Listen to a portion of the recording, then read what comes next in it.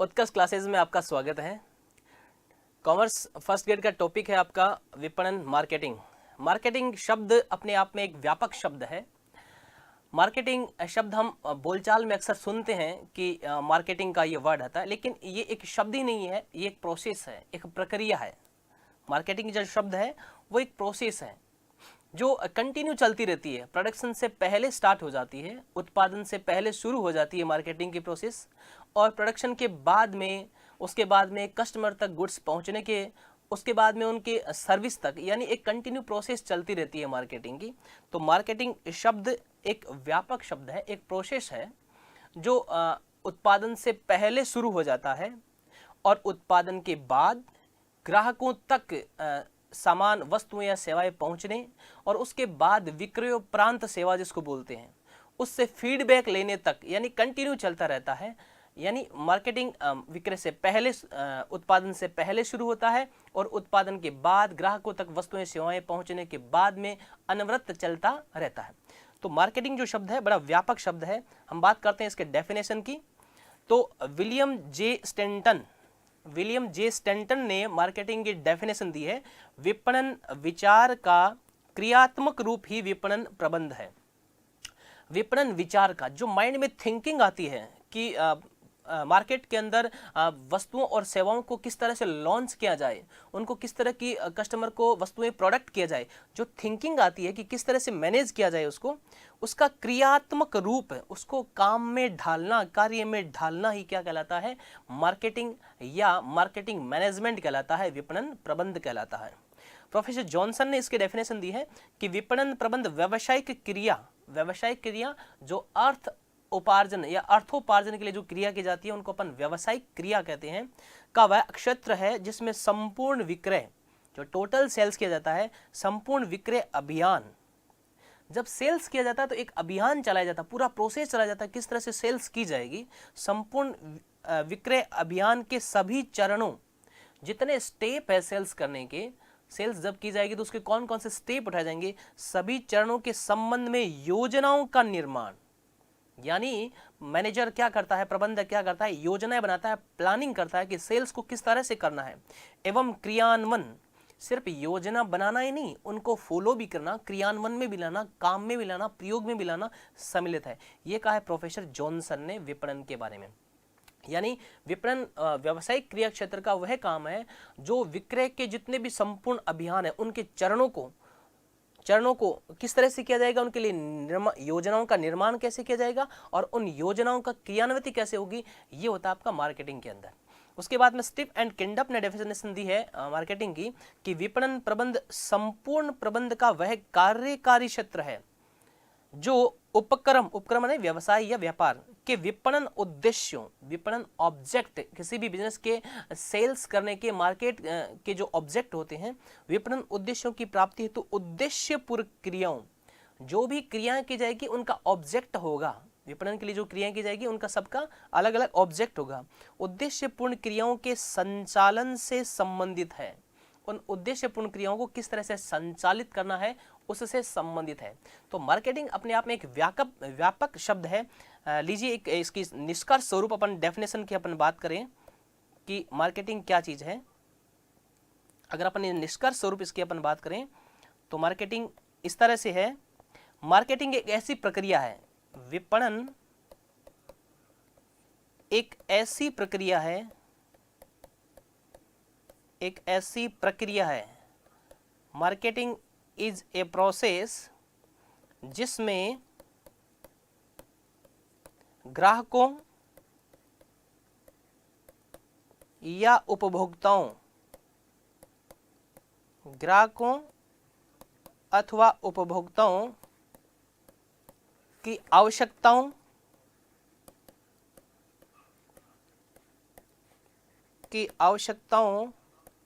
व इच्छाओं का पता करके उन्हें उचित समय पर, उचित स्थान पर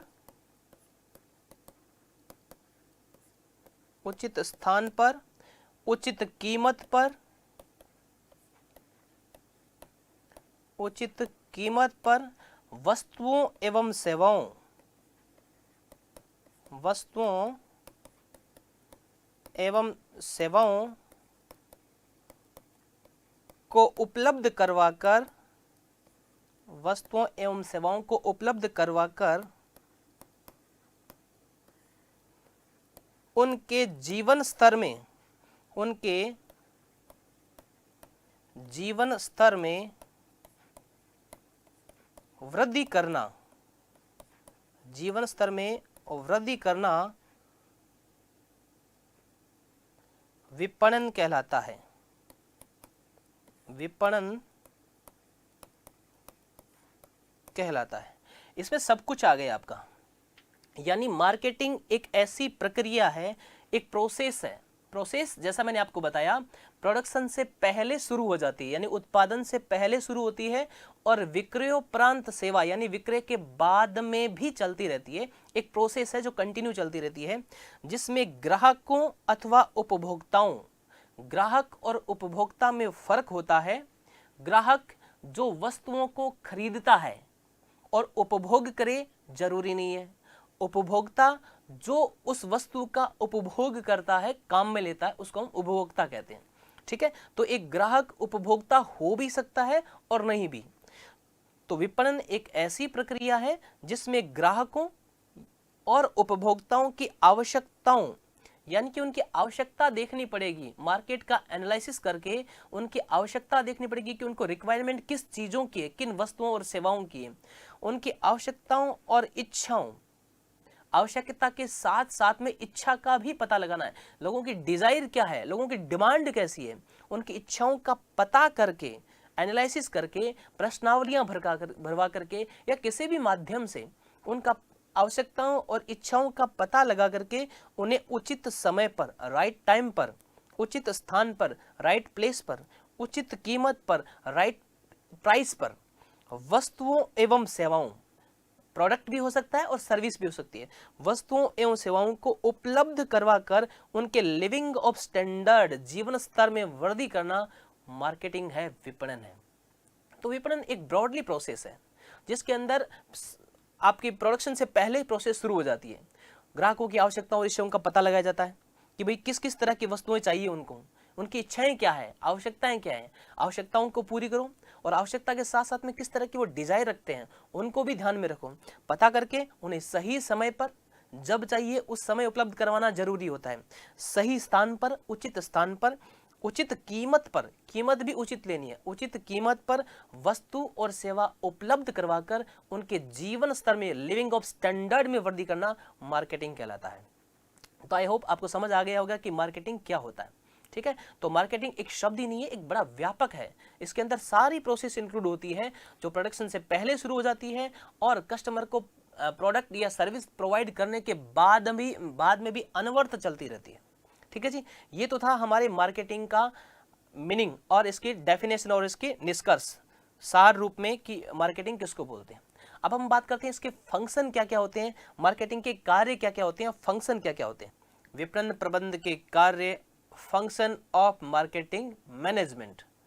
फंक्शन ऑफ मार्केटिंग मैनेजमेंट का सबसे पहला और महत्वपूर्ण कार्य है बाजार विश्लेषण का कार्य। अपन सबसे पहले बात करते हैं कि बाजार विश्लेषण के अंदर क्या क्या होता है। तो बाजार विश्लेषण में सबसे पहले सूचनाओं का एकत्रीकरण होता है, सूचनाएं एकत्रित की जाती है, ग्राहकों की आवश्यकताओं और इच्छाओं का पता लगाया जाता है, ग्राहकों की क्रय शक्ति का पता लगाया जाता है कि इनकी खरीदने की कैपेसिटी कैसी है, मांग और पूर्ति में देखा जाता है संबंध, मार्केट में मांग कैसी है और उसके अकॉर्डिंग वस्तु और सेवाओं की सप्लाई कैसी है। प्रतिस्पर्धा का भी चेक किया जाता है, प्रतिस्पर्धा, मार्केट के अंदर कंपटीशन किस तरह का है, ये भी बाजार विश्लेषण के अंदर आपका होता है। प्रतिस्पर्धा का अध्ययन भी होता है, ग्राहकों की आवश्यकताओं और इच्छाओं का भी पता लगाया जाता है। तो बाजार विश्लेषण के कार्य के अंदर सबसे पहले बाजार से सूचनाएं एकत्रित कर ली जाती है, जितनी भी सूचनाएं चाहिए, सूचनाओं को एकत्रण का काम इसमें होता है। ग्राहकों की आवश्यकताओं और इच्छाओं का पता लगाया जाता है कि ग्राहकों की आवश्यकताएं क्या है और उनकी इच्छाएं क्या है, किस तरह की वस्तुएं और सेवाएं उनको चाहिए। उनकी क्रय शक्ति भी देखी जाती है, भाई इस इच्छा और आवश्यकता से नहीं होगा, खरीदने की कैपेसिटी भी होनी चाहिए। मांग एवं पूर्ति, वस्तु की किस तरह की है मार्केट में वो देखी जाती है, और प्रतिस्पर्धा भी किस तरह की है मार्केट में, कंपटीशन भी किस तरह का है ये भी चेक किया जाता है। कौन से कार्य के तहत, बाजार विश्लेषण कार्य के तहत। ठीक है जी। दूसरा आपका होता है विपणन नियोजन का कार्य। मार्केटिंग के अंदर दूसरा काम होता है विपणन नियोजन का। मार्केटिंग प्लानिंग, प्लानिंग का मतलब होता है क्या करना है, कैसे करना है, उसका पूर्व में अनुमान लगाना। और मार्केटिंग नियोजन का मतलब पूर्व निर्धारित लक्ष्यों के अनुरूप नियोजन करना, प्लान बनाना। पहले से जो आपने लक्ष्य निर्धारित किए हैं, टारगेट जो रखा है, उसके अकॉर्डिंग आप अपना प्लान बना लेते हो, उसे आता है विपणन नियोजन के अंदर। ठीक है जी। तीसरा महत्वपूर्ण कार्य आता है आपका विपणन संचार, कम्युनिकेशन का। विपणन संचार, मार्केटिंग कम्युनिकेशन के अंदर क्या होता है, आपको विज्ञापन से संबंधित इसमें सूचनाएं देखी जाती है। विक्रय संवर्धन का काम भी इसके अंदर होता है, विक्रय संवर्धन भी इसके तहत सूचनाएं ली जाती है। विज्ञापन, विक्रय संवर्धन, ये आपका विपणन संचार के अंदर होता है। संचार का मतलब होता है कम्युनिकेशन, सूचनाओं का आदान प्रदान किस तरह से किया जाएगा, तो विज्ञापन के माध्यम से, विक्रय संवर्धन के माध्यम से सूचनाओं का आदान प्रदान किया जाता है। चौथा महत्वपूर्ण कार्य आता है उत्पादन का रूप, उत्पाद का, प्रोडक्ट का रूपांकन, उत्पाद का रूपांकन एवं विकास, प्रोडक्ट डिजाइन एंड डेवलपमेंट। देखो जितना सुंदर प्रोडक्ट होगा, वस्तु की मांग उतनी ही ज्यादा होगी। यानी अगर वस्तु की जो सुंदरता है, डिजाइन है, वो वस्तु की मांग बढ़ा देती है। ठीक है ना। तो उत्पाद का जो रूपांकन है, डिजाइन है, उसको अच्छे से डिजाइन करना, अच्छे से तैयार करना और उसका डेवलपमेंट करना, समय समय पर उस पर उसको और ज्यादा विकसित करने का प्रयास करना, ये उत्पाद के रूपांकन एवं विकास के अंदर शामिल होता है। पांचवा महत्वपूर्ण कार्य विपणन प्रबंध का मार्केट का एनालिसिस करना, बाजार का वर्गीकरण करना। सभी ग्राहकों को संतुष्ट करना बिजनेसमैन के बस की बात नहीं है। इसलिए क्या किया जाता है, मार्केट का वर्गीकरण कर लिया जाता है, क्लासिफिकेशन कर लिया जाता है। ग्राहकों के स्तर के हिसाब से, वस्तुओं की मांग के हिसाब से उनका विभाजन कर लिया जाता है कि भाई इस मार्केट के अंदर इस रेंज की वस्तुएं होनी चाहिए, या इस डिजाइन की वस्तुएं होनी चाहिए, इस पैकिंग में होनी चाहिए, इस क्वालिटी में होनी चाहिए। ये किस में आ जाता है, आपका बाजार वर्गीकरण के कार्य के अंदर आ जाता है। फिर आपका है छठा महत्वपूर्ण कार्य विपणन प्रबंध का प्रमापीकरण एवं श्रेणीयन।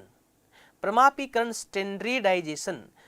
प्रमापीकरण का मतलब होता है आपने एक स्टैंडर्ड निर्धारित कर रखा है, एक पैमाना निर्धारित कर रखा है कि सारी के सारी वस्तु या सेवा इस क्वालिटी या इस स्तर की होनी चाहिए। उसको हम क्या बोलते हैं, प्रमाप बोलते हैं, स्टैंडर्ड बोलते हैं। ठीक है। और श्रेणीयन का मतलब होता है वस्तुओं सेवाओं के गुणों और उनकी प्रकृति के आधार पर उनको बांटना। जो वस्तुएं होती है ना आपकी या सेवाएं होती है, उनके जो गुण होते हैं, उन गुणों के आधार पे, उनकी डिजाइन के आधार पे, उनके स्तर के आधार पे उनको बांटना कि इस वस्तु का स्तर ऐसा है, उसको इस कैटेगरी के अंदर शामिल कर लेते हैं। तो ये होता है प्रमापीकरण एवं श्रेणीकरण का कार्य। एक पूर्व निर्धारित स्टैंडर्ड तैयार करना कि सारे प्रोडक्ट इस टाइप के ही होने चाहिए, इस क्वालिटी के, इस डिजाइन के, इस पैकिंग में होने चाहिए। एक स्टैंडर्ड, एक पैमाना रख लिया आपने, फिर उस पैमाने के हिसाब से सबको आपको तैयार करना होता है। ये बाजार विश्लेषण आपके प्रमापीकरण के अंदर आता है।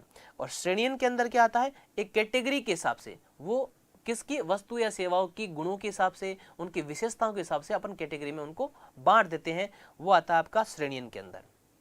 ठीक है जी। फिर आपका पैकेजिंग एवं लेबलिंग।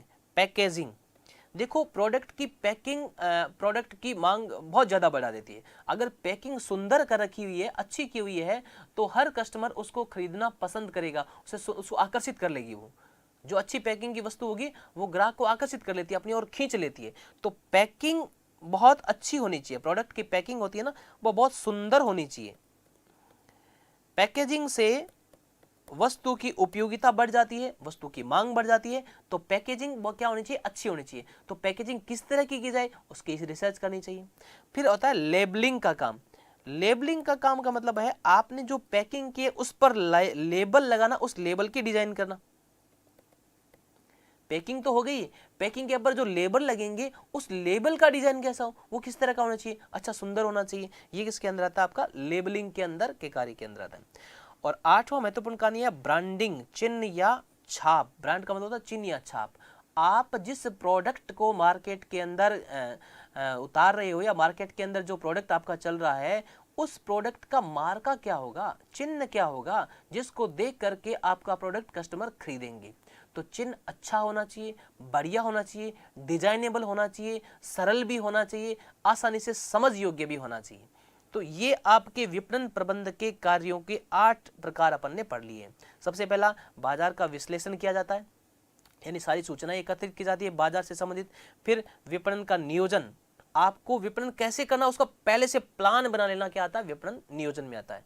विपणन संचार, विपणन करोगे कैसे, मीडियम कौन से होंगे, माध्यम कौन से होंगे, आप किस तरह से पहुंचोगे, ये सारा का विपणन संचार के अंदर है। उत्पाद का रूपांकन, एक सुंदर सी डिजाइन, बढ़िया सी डिजाइन हो, ये इसमें प्रयास किया जाता है और उसको डेवलप करना। बाजार का वर्गीकरण, सबको सेटिस्फाई करना सभी बिजनेसमैन के बस की बात नहीं होती है, इसलिए कैटेगरी बना दो मार्केट की कि इस मार्केट के अंदर अपने को ये प्रोडक्ट देना है और यहाँ पे ये ग्राहकों की क्रय शक्ति है, ग्राहकों की ऐसी मांग है, तो जैसी जैसी मांग होती है उसके हिसाब से सप्लाई करो और जिस तरह की मांग होती है उस तरह की सप्लाई करनी होती है बाजार वर्गीकरण के अंदर। प्रमापीकरण, एक निश्चित या पूर्व निर्धारित मानक के हिसाब से, वो मानक में गुणवत्ता हो सकती है, डिजाइन हो सकती है, पैकिंग हो सकती है, आपकी क्वांटिटी हो सकती है, तो वो पूर्व निर्धारित कर रखा आपने कि ये पैमाना तो होना ही चाहिए, उस पैमाने से ऊपर की वस्तुओं को और सेवाओं को उपलब्ध करवाना प्रमापीकरण के अंदर आता है। श्रेणी, वस्तुओं की गुणों और विशेषताओं के आधार पर उनको अलग अलग बांटना श्रेणी के अंदर आता है। पैकेजिंग का कार्य, सारा प्रोडक्ट आपने सारा काम तो कर लिया लेकिन आप उसको पैकिंग कैसे करोगे, वो पैकिंग बहुत सुंदर और आकर्षक होनी चाहिए। उस पैकिंग का जो लेबल है वो भी बढ़िया होना चाहिए और बढ़िया डिजाइन का होना चाहिए। फिर है ब्रांडिंग, आपका जो प्रोडक्ट है उसका चिन्ह क्या होगा, उसकी छाप क्या होगी जिससे मार्केट में एक अलग इमेज जाए, ये आपका चिन्ह या ब्रांडिंग के अंदर आता है। तो ये विपणन के अपने 8 महत्वपूर्ण कार्य किए हैं। आगे देखते हैं विपणन के कार्य। 9वां महत्वपूर्ण कार्य, ग्राहक समर्थन सेवाएं, कस्टमर सपोर्ट सर्विस। बिजनेसमैन को ग्राहकों के समर्थन के योग्य जो सेवाएं हैं वो भी देनी चाहिए। ग्राहक चाहता है कि भाई विक्रय के बाद की मुझे सेवा मिले तो वो प्रोवाइड करो। ग्राहक चाहता है कि मुझे प्रोडक्ट जो मैं अगर परचेज कर रहा हूँ तो उससे संबंधित मुझे किस किस तरह की चूज की भी फैसिलिटी हो तो वो सेवाएं भी उपलब्ध करवानी चाहिए। तो ग्राहक समर्थन सेवाओं में कस्टमर सपोर्ट जितने भी सर्विस है वो सारी की सारी आपको प्रोवाइड करवानी चाहिए। ठीक है, उसके बाद में आती है उत्पाद का मूल्य निर्धारण। जो आपका प्रोडक्ट है उस प्रोडक्ट का क्या करोगे, आप प्राइस डिसाइड करोगे। प्राइस डिसाइड कैसे करोगे, क्या क्या ध्यान रखना चाहिए मूल्य निर्धारण में। देखो आपको सबसे पहले देखना है वस्तु की मांग कैसी है। वस्तु की मांग ज्यादा है तो कीमत ज्यादा रख सकते हो और वस्तु की मांग कम है तो आप कीमत को कम करनी पड़ सकती है। तो सबसे पहले वस्तु की मांग को ध्यान रखना है। अगर मांग और विक्रय में सीधा संबंध होता है तो जिस वस्तु की मांग ज्यादा होती है उसका विक्रय ज्यादा होता है, जिस वस्तु की सामान्यतः बात है, और जिस वस्तु की मांग कम होती है उसका विक्रय मूल्य कम रखा जाता है। तो मांग के हिसाब से आपको उचित मूल्य निर्धारित करना है। तो वस्तुओं का जो आप मूल्य निर्धारित करो वो उचित होना चाहिए, एकदम उचित होना चाहिए ताकि कोई भी व्यक्ति उसको खरीद सके, आसानी से मार्केट में उपलब्धता होनी चाहिए। तो ये आता है मूल्य निर्धारण का मार्केटिंग का कार्य। उसके बाद आता है विक्रय, सेल्स। माल के स्वामित्व का हस्तांतरण सेल्स कहलाता है। तो माल के स्वामित्व के हस्तांतरण की जो प्रोसेस है वो आसान होनी चाहिए, बड़ी आसानी से माल को बेचा जा सके, इस तरह की सुविधाएं होनी चाहिए। तो माल के सूचियां आपको दे देनी चाहिए, यानी कोई भी अगर कस्टमर कुछ खरीदना चाह रहा है तो उसकी लिस्ट होनी चाहिए ताकि लिस्ट में देख करके वो आराम से कि भाई ये इस रेंज का है मैं इसको खरीद सकता हूँ। तो सूचियां आपको प्रकाशित समय समय पर करनी चाहिए। ये किस में आता है, आपका सेल्स के अंदर आता है। उसके बाद में आता है परिवहन, ट्रांसपोर्टेशन। विपणन प्रबंध के अंदर परिवहन को विशेष महत्व दिया गया है कि आपका परिवहन का काम है वो बड़ा ही फास्ट और क्विक होने चाहिए कि कस्टमर ने जैसे ही किसी वस्तु या सेवा की मांग की है उसके द्वारा निर्धारित समयावधि में उसके पास पहुंच जाए, ऐसी ट्रांसपोर्टेशन की व्यवस्था होनी चाहिए।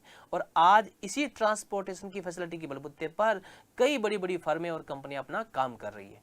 तो परिवहन की जो सुविधा है वो भी अच्छी होनी चाहिए, ये प्लानिंग किया जाता है आपका विपणन प्रबंध के कार्य के अंदर, ठीक है। क्योंकि इस परिवहन ट्रांसपोर्टेशन की वजह से ही क्या है, अलग अलग उपयोगिताओं का सृजन होता है। स्थान उपयोगिता, है ना, समय उपयोगिता, इनका सृजन इसी के द्वारा होती है। जो लोग जिस जगह पर वस्तु की मांग करें उसी जगह पर उसको वस्तु मिल जाए, जिस समय मांग करें उसी समय पर उनकी वस्तुएं उनको मिल जाए, ठीक है। ये ट्रांसपोर्टेशन का काम भी बड़ा महत्वपूर्ण काम है। उसके बाद में संग्रहण, स्टोरेज। विपणन प्रबंधन का एक महत्वपूर्ण काम है संग्रहण का कार्य। भाई स्टोरेज तो होना चाहिए ना, कस्टमर डिमांड करें, आपके पास प्रोडक्शन बनाया हुआ ही नहीं है, तो मार्केट का पूरा जो एनालिसिस का काम है उसमें देख लो कि कितनी मांग किस समय हो सकती है, और उसके हिसाब से आप प्रोडक्ट तैयार करके रखो, स्टोर करके रखो उनका, और जैसे ही डिमांड होती है तुरंत फटाफट उसकी सप्लाई करो। ये आपका संग्रहण या स्टोरेज के अंदर आता है कि स्टोरेज कितना रखना चाहिए, कितना कि कम भी ना पड़े और ज़्यादा भी नहीं हो, तो ये एनालिसिस करके रखना होता है। फिर आपका वित्त व्यवस्था, फाइनेंस सिस्टम। आप वित्त की व्यवस्था कैसे करोगे, जो प्रोडक्शन अगर बढ़ा रहे हो तो वित्त कहाँ से लिया जाएगा, बैंक से लिया जाएगा तो उसकी प्रोसेस क्या होगी, अन्य इंस्टीट्यूट से लिया गया तो उसका क्या तरीका होगा, ये वित्त व्यवस्था के अंदर आता है। और पांचवा, जोखिम उठाना, रिस्क लेना। मार्केटिंग मैनेजमेंट के अंदर प्रोडक्ट अगर नया लॉन्च करना है तो उसका रिस्क लेना पड़ता है, कोई नया डिजाइन पैकिंग करना है वो भी रिस्क का काम है। तो रिस्क लेने का कार्य भी एक महत्वपूर्ण कार्य आता है विपणन प्रबंध के अंदर। तो विपणन प्रबंध के 15 महत्वपूर्ण कार्य अपन ने पढ़ लिए। विपणन प्रबंध के कार्य के अंदर 15 महत्वपूर्ण कार्य अपन ने कंप्लीट कर लिए, ठीक है। तो इनके जो क्वेश्चन बनते हैं, ये जो क्वेश्चन आते हैं वो उस टाइप के आएंगे जो मतलब इजी वाले क्वेश्चन, जिनको कहते हैं ना कि विपणन प्रबंध के निम्नलिखित में से कार्य हैं उपरोक्त सभी वाले, है ना। तो इनको एक बार माइंड में थोड़ा सा सेट करना है कि क्या क्या होते हैं, थोड़ा सा इजी वे में करना है। कुछ जैसे पॉइंट है ये आपका प्रमाणीकरण है, श्रेणीयन है, पैकेजिंग है, लेबलिंग है, ब्रांडिंग है, इनको थोड़ा सा डीपली देखना है अगर अंदर से क्वेश्चन पुटअप होता है तो। बाकी यहाँ से जो क्वेश्चन पूछा जाता है वो इजी वाले क्वेश्चन पूछे जाते हैं कि विपणन प्रबंध के कार्यों में शामिल है, ये विपणन प्रबंध के कार्य निम्नलिखित में से कौन से हैं, तो बड़े आसानी से अपन कर सकते हैं, इसलिए इनको थोड़ा फास्टली अपन देख रहे हैं। उसके बाद आते हैं विपणन प्रबंध का रोल क्या है भाई, विपणन प्रबंध का महत्व क्या है, मार्केटिंग जो मैनेजमेंट है उसका क्या क्या रोल है, तो इंपॉर्टेंस क्या क्या है, इनके रोल क्या है मार्केटिंग मैनेजमेंट के। तो सबके लिए बड़ा महत्व है, व्यवसायी जो मार्केटिंग मैनेजमेंट करते हैं उनके लिए भी बड़ा महत्व है, जो ग्राहक है उनके लिए भी बड़ा महत्व है, जो सोसाइटी है हमारी समाज है उनके लिए भी विपणन प्रबंध का महत्व है, और राष्ट्र के लिए तो है ही है ना। तो विपणन प्रबंध के महत्व को 4 भागों में बांटा गया है। व्यवसायियों के लिए महत्व है, यानी बिजनेस जो बिजनेस करते हैं उनके लिए, कस्टमर के लिए महत्व है, सोसाइटी के लिए, और दूसरा चौथा आपका राष्ट्र के लिए। पॉइंट टू पॉइंट अपन बात करते हैं। सबसे पहले बात करते हैं व्यवसायियों के लिए क्या महत्व है। व्यवसायी जो होते हैं, बिजनेसमैन होते हैं, उनके लिए विपणन प्रबंध किस तरह से फायदा करता है। नंबर 1, प्रतिस्पर्धा में अस्तित्व बनाए रखने के लिए। आज का टाइम इतना प्रतिस्पर्धा का टाइम है, कंपटीशन का टाइम है कि खड़े रहने के लिए भी दौड़ना पड़ता है। तो मार्केट के अंदर इतनी फर्में हैं, इतनी कंपनियां हैं, अगर आपका प्रोडक्ट समय पर, उचित जगह पर, उचित स्थान पर, उचित कीमत पर नहीं मिला तो हजारों लोग लाइन में खड़े हैं प्रोडक्ट लेकर के अपने। इसलिए उस प्रतिस्पर्धा में अस्तित्व बनाए रखने के लिए आपको विपणन प्रबंध करना, मार्केटिंग का मैनेज करना बहुत जरूरी है, ठीक है। दूसरा, विपणन नियोजन का आधार। जो प्लानिंग बनाई जाती है कि क्या करना है, कैसे करना है, फ्यूचर में पहले से जो प्लानिंग बनाई जाती है उस प्लानिंग का बेस है मार्केटिंग। मार्केटिंग के बेस पर प्लानिंग की जाती है। तो नियोजन का एक महत्वपूर्ण आधार है विपणन प्रबंध। तीसरा, अधिक विक्रय। अगर विपणन प्रबंध हमारा अच्छा है तो सेल्स में क्या होगी, बढ़ोतरी होगी। अधिक उत्पादन, उत्पादन भी ज्यादा होगा। न्यूनतम लागत पर वितरण। अगर प्रबंध हमारा अच्छा है तो कम कॉस्ट पर अपन क्या कर देंगे, सप्लाई कर देंगे। पूरा मार्केट का अपन ने एनालिसिस कर रखा है, अपने को पता है कि किस मार्केट में कितनी क्वांटिटी में और कब आपको गुड्स की सप्लाई करनी है। तो अगर आपने पूरा एनालिसिस कर रखा है तो आपकी कॉस्ट क्या आएगी, कम आ जाएगी, लागत कम आएगी। लाभों में वृद्धि, ये सारा काम करेंगे तो लाभ तो अपने आप स्वतः ही बढ़ जाएंगे। मध्यस्थों की प्राप्ति में सहायक। मार्केटिंग के अंदर मीडिएटर है ना, वो बड़े आसानी से मिल जाते हैं आपके, है ना। जैसे पहले सबसे उत्पादक है, उत्पादक के बाद में उसका आपका थोक व्यापारी है, थोक व्यापारी के बाद में फुटकर आपका एजेंट और हो सकता है, फिर आपका फुटकर व्यापारी है, और फिर कस्टमर है। तो मीडिएटर आसानी से मिल जाते हैं मार्केटिंग के अंदर। ख्याति का निर्माण। अगर विपणन प्रबंध आपका अच्छा है तो आपकी फर्म की इमेज बनेगी, मार्केट में आपकी फर्म की एक अलग इमेज होगी, और इमेज जब अच्छी होगी तो ख्याति बन जाएगी, गुडविल हो जाएगी, और गुडविल होगी तो सेल्स ज़्यादा होगी, सेल्स ज़्यादा होगी तो मार्केट के अंदर आपका नाम होगा, आपकी क्वालिटी होगी, अच्छी क्वालिटी के प्रोडक्ट आपके चलेंगे। विकास एवं विस्तार, अगर विपणन प्रबंध आप अच्छा करते हो तो आपका जो बिजनेस है उसका विकास होगा और धीरे धीरे वो उत्तरोत्तर प्रगति की ओर अग्रसर होगा।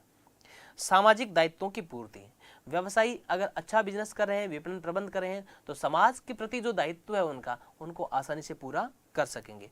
अंतर्राष्ट्रीय व्यापार में सफलता, बड़ी बड़ी कंपनियां इस मार्केटिंग मैनेजमेंट के बलबूते पर ही इंटरनेशनल लेवल पर बिजनेस कर रही है। आप फ्लिपकार्ट, अमेजोन, बड़ी बड़ी कंपनियों के एग्जांपल ले लीजिए, जो आप कितने बढ़िया तरीके से मार्केटिंग उनका मैनेजमेंट है कि आप ऑर्डर करो और चंद पलों में या कुछ घंटों में आपके पास प्रोडक्ट पहुंच जाता है, और अगर आपको पसंद नहीं आया तो आप उसको चेंज करवा सकते हैं, रिटर्न कर सकते हैं। ये सब किसके द्वारा संभव है?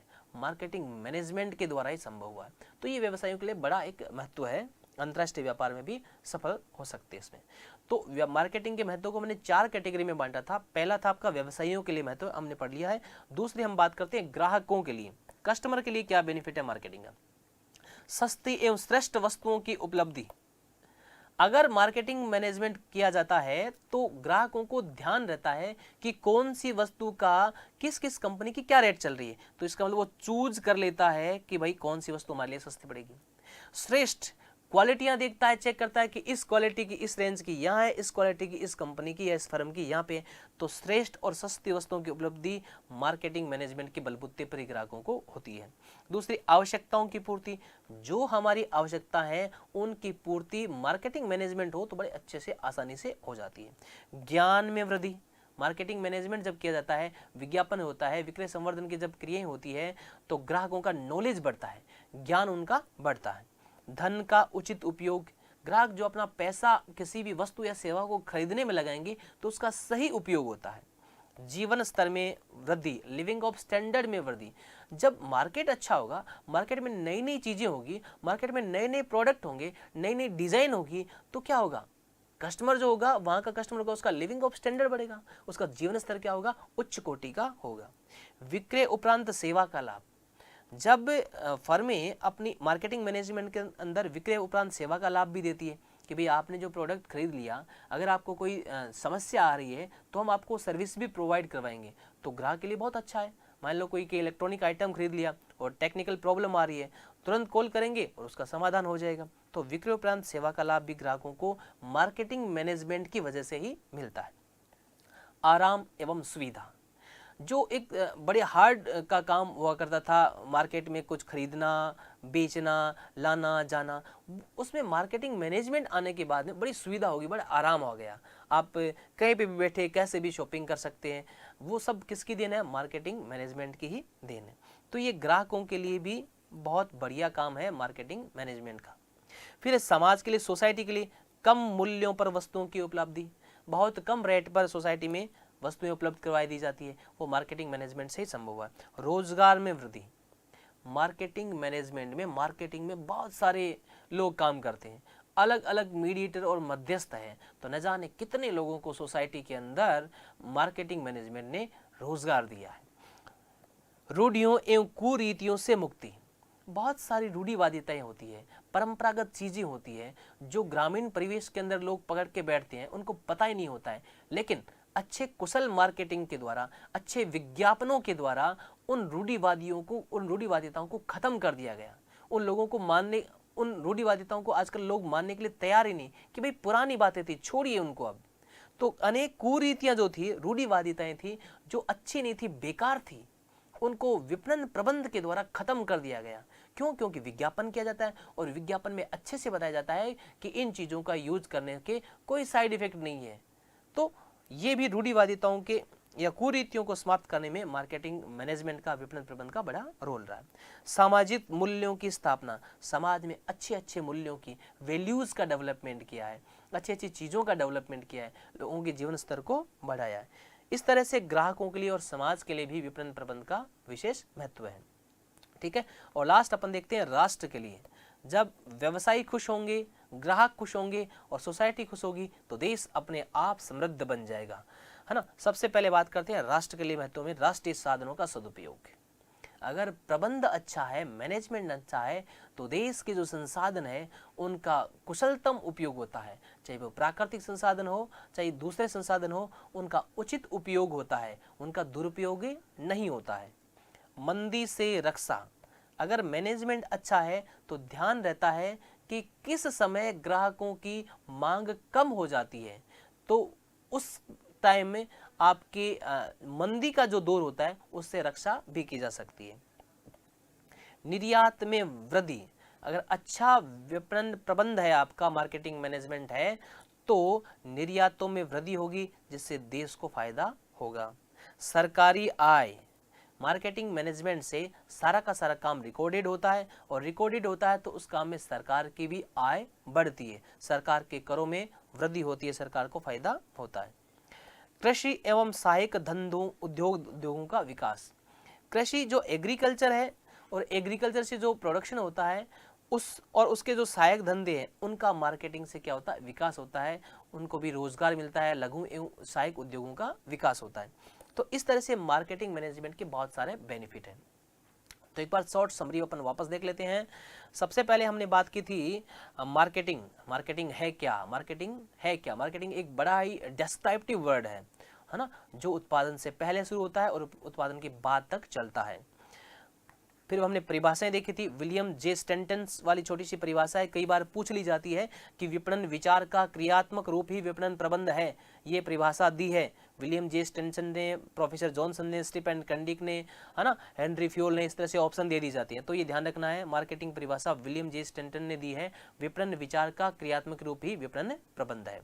फिर अपन ने डिस्क्रिप्टिव इसका एनालिसिस किया था कि विपणन एक ऐसी प्रक्रिया है जिसमें ग्राहकों की आवश्यकताओं और इच्छाओं का पता लगाया जाता है, उनकी आवश्यकताओं और इच्छाओं के अनुरूप वस्तुओं एवं सेवाओं को उचित समय पर, उचित स्थान पर, उचित कीमत पर उपलब्ध करवा करके उनके ग्राहकों के जीवन स्तर में वृद्धि करना मार्केटिंग है। फिर हमने विपणन प्रबंध के कार्य देखे थे, फंक्शन देखे, विश्लेषण का कार्य, बाजार विश्लेषण का, विपणन नियोजन का, विपणन संचार का, उत्पाद का रूपांकन का, बाजार वर्गीकरण, प्रमापीकरण एवं श्रेणीयन, पैकेजिंग, लेबलिंग और ब्रांडिंग, ग्राहक समर्थन, ग्राहकों को जो सेवाएं चाहिए विक्रय के बाद में वो उपलब्ध करवाना, उत्पाद का मूल्य निर्धारण करना, विक्रय करना यानी विक्रय सूचियों का प्रकाशन करना, परिवहन का कार्य, संग्रहण, वित्त व्यवस्था और जोखिम उठाना। और फिर हमने विपणन प्रबंध के महत्व को देखा था कि सबके लिए अच्छा आता है विपणन प्रबंध, चाहे वो व्यवसायी हो, चाहे वो ग्राहक हो, चाहे वो समाज हो, चाहे वो राष्ट्र हो। इस तरह से आपने विपणन का, मार्केटिंग एक जो टॉपिक है कॉमर्स का, विपणन और फंक्शन एंड रोल हमारा कंप्लीट हुआ। बड़ा इंटरेस्टिंग और रुचिकर और बहुत ही इजी टॉपिक था, जिसमें इस तरह के सिंपल क्वेश्चन पूछे जाते हैं कि उपरोक्त सभी वाले जो होते हैं, लेकिन फिर भी आपको एक बार डीपली इसको पढ़ लेना है ताकि आपका ये क्वेश्चन भी एकदम एग्जैक्ट जाए। आप सभी को वेरी वेरी थैंक यू।